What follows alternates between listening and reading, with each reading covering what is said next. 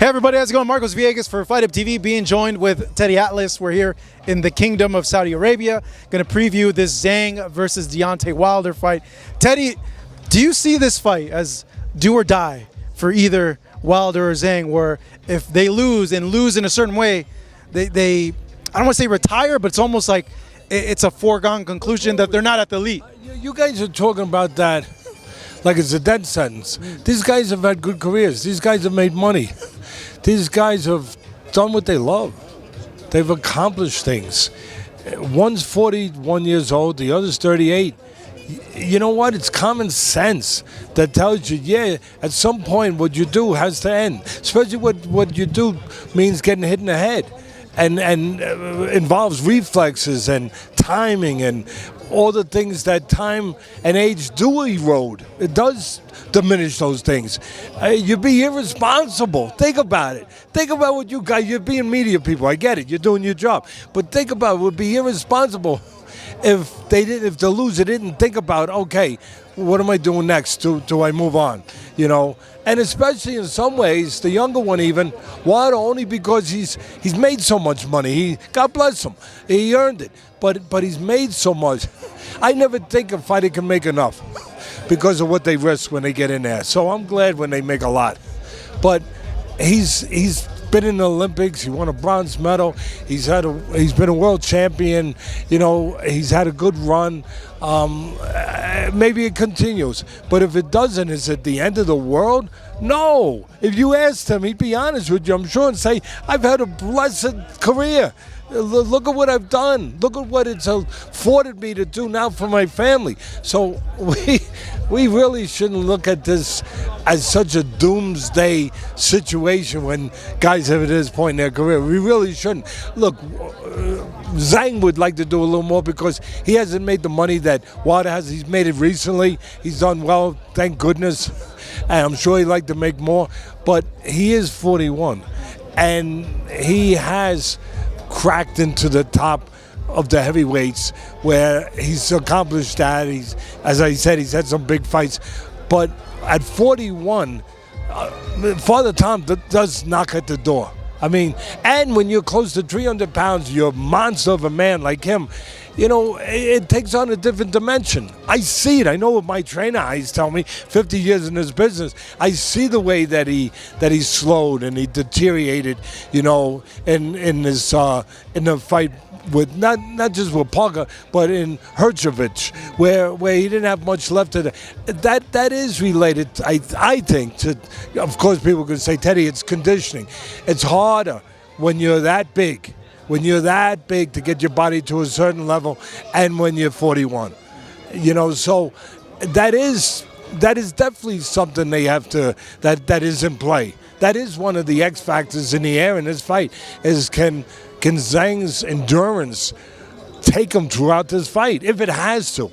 I see the fight as, if I was in a corner, he's got a good guy in Sean George, former fighter, but if I was, I'd be like, let's try to replay the second Fury fight that Wilder had, where Fury took a whole different approach. He backed him up with that big jab, backed him up and used his size, kept him at the end of the jab, and caught him with right hands. The only difference is Zhang's a southpaw, I get it. So it would have to be back him up with the right jab and catch him with the left hand. But the same principle, back him up, because there's two ways to deal with a guy who's a dynamite puncher, and Wilder's a dynamite puncher. Two ways. Move like Fury did in the first fight, keep more balance.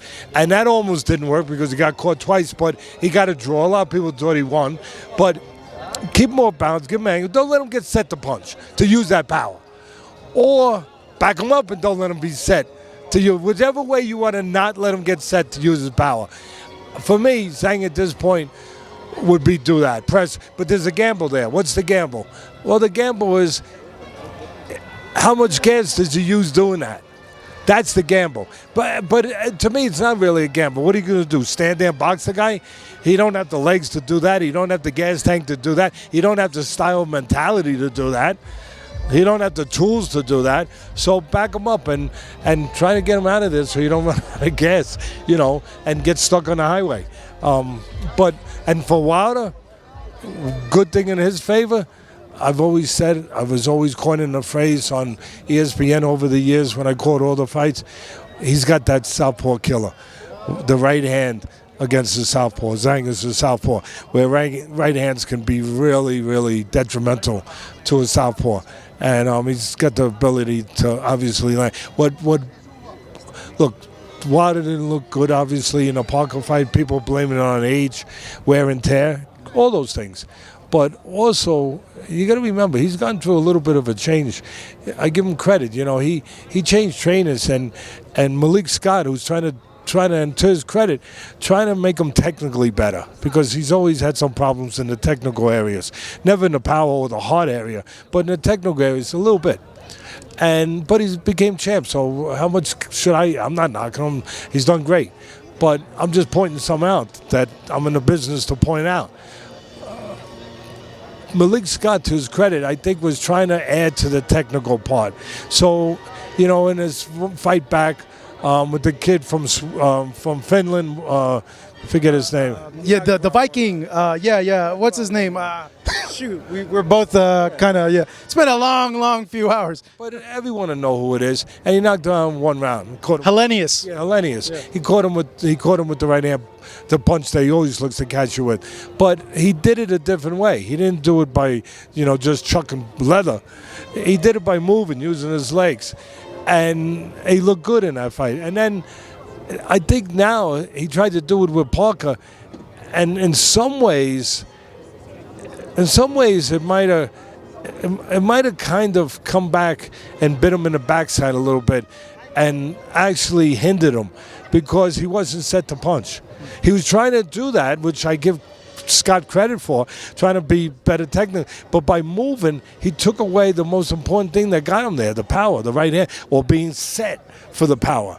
And so I think he got kind of caught in between where like he's moving and then later on he's trying to get set and he was never able to really set himself. And look, give Parker credit for the great fight, for a great fight plan, and executed it perfectly. The way they drew it up, him and Andy Lee, who does a great job with him. But again, he wasn't able to get set enough and to deliver that punch. That's going to be the interesting part about this fight with Zhang. Can Parker in this fight be more set? And, I'm not saying that he's got to be there to get hit by Zhang, but he's got a good reach. For me, he's got to at least set his feet that if you're going to move, step off. Don't just move in a way where you can't punch. Step off where you always set the punch. Step off and keep that range where you could look to catch Zhang at the end of the jab, at the end, with your right hand, with the long right hand. But at the same time, don't give up the ability to be set to punch. Given that then, Teddy, and knowing your expertise, who are you favoring in the fight? Oh, it's a tough one to pick. I'm at the end of the day, I don't believe in sitting in the middle of the fence because everyone could sit in the middle of the fence. Because if I want to take the easy way, I would say this. And I don't know if it's the easy way, but I would say I like Zhang early and I like Wilder a little bit later. But I think that if Zhang does what I said and presses him forward, it's going to be interesting. At the end of the day, Wilder has a lot of heart, and Zhang does too. But if he can't get rid of Wilder in the first 4 rounds, doing what I said, being the boss, backing him up with that foam pole jab. He's got a foam pole jab, backing him up, hitting him with the power punch from the southpaw, the left hand. If he can't get rid of him or do really enough damage, I see him having a real problem down the stretch where Wilder will be dangerous then. Well, he's very athletic, and then his athleticism really can come into play because I can see Wilder there coming off on the sides, banging, just having more gas in the tank and more vitality. I could see that. I could see Wilder. They get past 4 rounds. Look, Wilder could land a bomb first round too, but if they get past 4 rounds, I could see Wilder just coming from behind and winning the fight. Well, he's done that many times in his career. My last one for you, Teddy. So Jake Paul and Mike Tyson is now an official fight with modified rules. How are we feeling about that, given Mike's recent little health scare announcement that was announced? You know, I just hope he's okay. I hope all people are okay. I hope you're okay. I hope he's okay. You know, I have 4 grandchildren. I hope all people are okay. And I just hope he's okay. And that's a decision for him, not for me, not for us. That's a decision for him and his family, people that care about him, around him, to know that. And at the end of the day, you have faith that they will make the right decision, that Mike will know what's right for him, and his family will know what's right for him, and either go forward or not go forward. And again, I just hope that it's the right decision for him. Do you favor him in that fight with Jake? Early on, a little bit like I'm talking about the Zhang Wilder fight. Look, one thing you can, a guy that has power like that, or had power like that, that's the last thing to go. The reflexes will go south. The timing will go north. You know, all those things will get deteriorated and betray you. But the power will always stay there. George Foreman proved that. And when you were an athlete at that level that Tyson was, you know, the reason he looks so good on the pads is because he still has those quick twitch muscles. He still has that power. He still has those abilities that an average person will never have. You know, even at that age, it doesn't mean that he can use them in the arena he used to use them in, or at that level. Of course not. But he still has them at a higher level than people would ever imagine, because they were that kind of athlete. They had that kind of ability. He's still, when you watch the tapes, you see he still has power. He still has speed. I would just tell you this. If it's legitimate, I don't know if it is. I don't know if they made a deal or if it's real. But if it's real, we're going to trust, let's say it's real. I don't know how we would know that, but say it's real. If it is, and they're going to legitimately go at it, for the first 2 rounds, Tyson's dangerous. Are you kidding me? He's dangerous. I mean, boy, give him all the credit in the world that he respected the sport enough to go learn it, and he took his vision to boxing from the YouTube platform, and he took it to this, and he made it a reality. God bless him. I mean, really, the American way. You know, he went out and made money on an idea, and hard work behind that idea. But for those first 2 rounds, if Tyson does come out there in a legitimate way trying to catch him the way he used to, it could be hairy for Paul, but it's hard to base, because I always say that no matter what your talents are, it's still attached to your personality and your temperament. You know, I used to say for all those years at ESPN, people would say, "Oh, Teddy, this guy's should be a killer. You know, he's got power, he's got this, he should be a killer." And I look at them and say, "Why? What do you mean, Teddy? Look at the talent. Look at those abilities." I said, but it ain't his temperament. It ain't him. If that ain't his temperament, if a guy is a guy that's prone to being careful and cautious, and that's his temperament, how are you going to make him Joe Frazier? How are you going to make him a guy, oh, but he could punch you? Sure, that's good for you to say, but that's not his temperament. That's not him. And I don't know, obviously, it's not just only about the talent, what's left of Tyson. It's the temperament. When you see him at a press conference giggling that ain't the temperament of the man that went out there and looked to take someone's head off his shoulders. That's not.